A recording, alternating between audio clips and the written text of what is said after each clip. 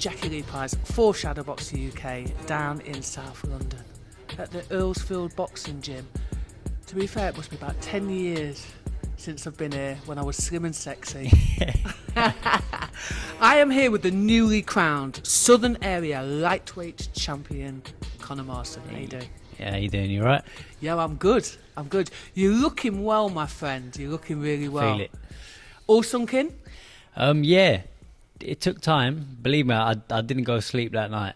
I must have got home about 12:30, sat in bed, and my phone was going off, and I could not sleep at all. And I was like, you know what? I got up about 4:30, and I just continued to eat the rest of my pizza, and then that was it. I bet that pizza tastes good though, didn't Oh, it? it tasted great. It tasted absolutely great. Barbecue based pepperoni. Beautiful. Can't go wrong. Absolutely beautiful. So is it true you're AKA the Stick Man? Yeah, yeah. I've got it on the shorts, on the back of the shorts. I think it was Pop Khan. Oh, was it? Found the little picture, and then he gave it to Sid, and Sid got it made into like a little embroidery, and they put it on my shorts.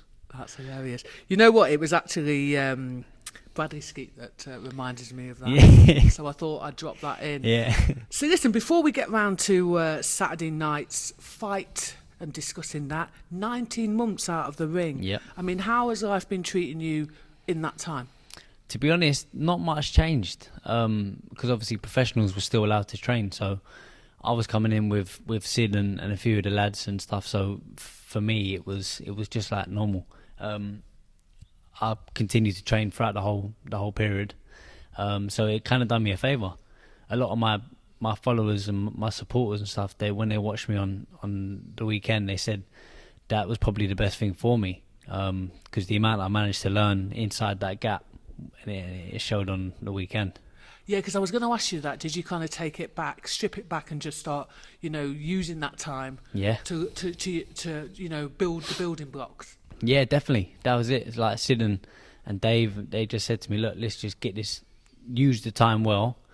We don't know when we're going to get back to boxing, so let's just start stripping it down, exactly what you just said, stripping it down, and let's get back to basics. Yeah, nice. So 2 years after your debut, you've become the Southern Area title holder. I mean, had you given yourself a little time frame from the time that you started to now? You know what? I didn't, but Sid did. So Sid gave me 5 fights. So it was just one off. Yeah. He said we'll go 5 fights, try and get the Southern Area, and then we'll go from there. So now, fast forward, obviously 2 years, we're 6 fights in, Southern Area champion. So I'm not doing that bad. The first part of your career, the first 3 fights, you fought journeymen, and then you did 50-50 fights, which is quite unusual at your level, no disrespect. Yeah. I mean, was that your decision because you've been in the AMs before, Sid's, or a collective decision? It was more Sid, because he believed in me. Obviously, the Craig Woodruff defeat didn't go as planned, but I don't regret that one bit. The lessons I learnt from that fight was more than the first 3, and it was a massive learning curve. I say to any kind of up and coming prospect, don't be afraid to jump in there and have them 50-50 fights early, because the amount you can learn from them is massive. And then obviously I come back, I box Stuart Greener, and then obviously Boy Jones. Boy Jones Jr. was the favourite to win, but you got a stoppage in round 6. Yeah. I mean, let's first of all pick that apart. Did you? Well, obviously you had a game plan. Did you follow the game plan? I did in round 1, and then it all went a bit wrong. But obviously, it's boxing; it's not all going to go as planned. You got to adjust to the bout. The game plan was just to box and move for the first 4 rounds, get the points up, and then after that, start kind of trading it and mixing it and stuff. But obviously, his pressure come on, and I got a little caught up. But I think after round 2 and 3, I think I started getting into it, and 4 and 5 was quite comfortable, and then obviously 6, I got him out of there. So I tell you what it was. It looked like to me that you know, you were fighting him at close quarters, and then when you gave yourself a little bit of room, it just everything started to flow. Yeah. Would I be correct in thinking that? Yeah, definitely. Once I give myself a little half a step back, I was able to get my long arms going and stuff. So him on the inside, that was his plan, to get on the kind of close quarters and rough me up as such. But I fell into the trap a little bit, but I was able to mix. And then once I took that little step back, I was able to have more success. Definitely. I mean, you were using that lovely long jab, and then you managed to... I know that Boy was sort of slipping it, and I think at first it was kind of a bit like, oh, well, that's not working. Yeah. And then when you went back to your long-range boxing, moving your feet, oh, thank you, Lord. Yeah. It just was a joy to watch, honestly. Thank you. Yeah, it really was a good. joy to Thank watch. One of the things that I noticed, so in the second round, firstly, you were put under a little bit of pressure, and I think it was your defence that was really saving you at that moment. Mm-hmm. When you went back to the corner, I just kept thinking, what is Sid saying? I can't really repeat it. Was it colourful language? This is a PG program. I can't really repeat what he was saying, but it got me back on track. It was great corner work. He really got hold of me in the corner, and I got back onto the plan of what we needed to do. And then from round 3 onwards, it was a good performance, I think. So would I have had to have used the old bleeper? Oh, Jesus Christ! The whole minute would have been bleeped. I did think. I bet you he's giving him. I had to think of an appropriate word. Giving him a telling off. Yeah. And I was thinking he's getting a telling off. Yeah. But I tell you what, it switched you back on. Definitely. You know what? That's one thing. I've been with Sid for 10 years. He knows me inside out, and he knows when to kind of push me, when to pull me, when to hold me back and stuff. So he knew it at that time. He knew that by screaming and shouting at me, I'd get back onto the job, and it worked a treat. There's some boxers, obviously, you can't scream and shout at, but he obviously knows that that's what puts something up your backside to get you moving, doesn't it? Yeah, definitely. And talking about Sid Khan, I mean, he's been your amateur coach, like you said, for 10 years. I mean, he is such a great guy. Yeah. He's a funny guy, he's a generous guy, and a great coach. What made you stick with him over moving with, to another professional coach? You know what? I started here when I was 16, right? And these guys have seen me grow up from a little kid to a man.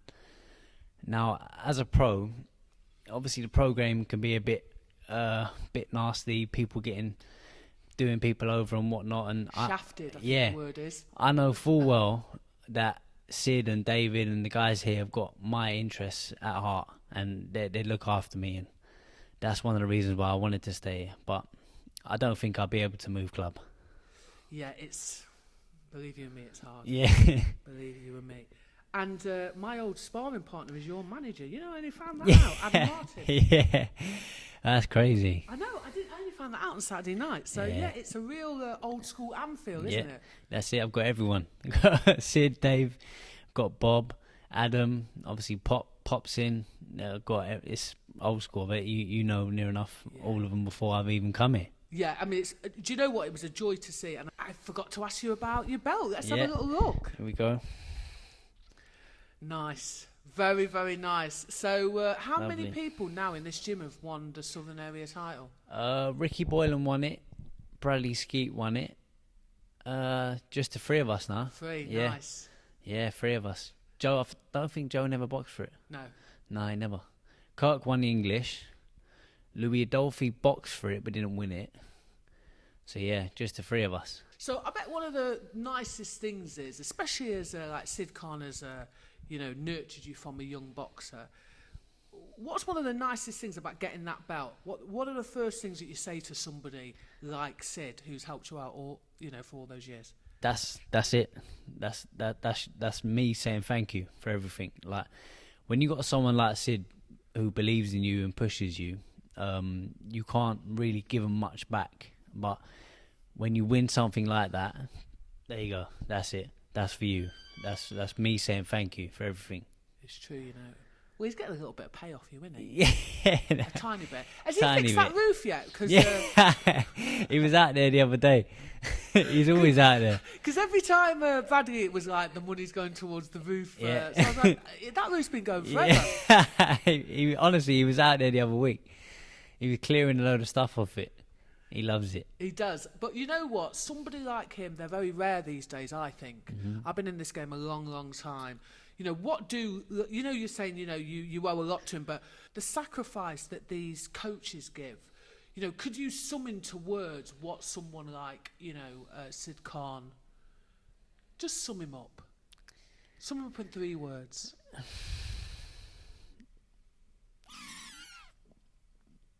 Legend's one of them. Like it. And I think that's just got to stay. I can't do 3. It's just, that's it. He's a legend. You can't, there's no other words.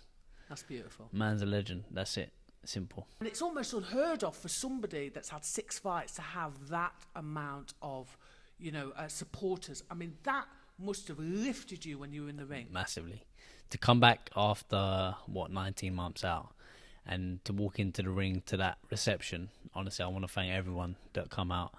And to be fair, there was loads of people there, and they were dotted everywhere, all over your course. So every kind of little clip I'm getting and watching, I'm seeing different people's reactions, and it's wicked. Honestly, it's wicked. Yeah, I had another look at your fight today, and I got it from completely the other side. And it's weird because you think something happened, and then you see it from another angle. Different and angle, actually, yeah. it didn't happen. It changes, like that. yeah. That's it. Yeah. Firstly, crowd was amazing, and then your ring walk Yeah. with the old squad. Yeah.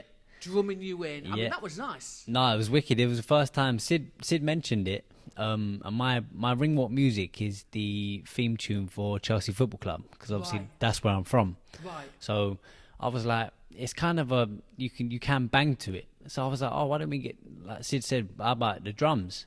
And then I thought about the tune, and I was like, well, this is perfect.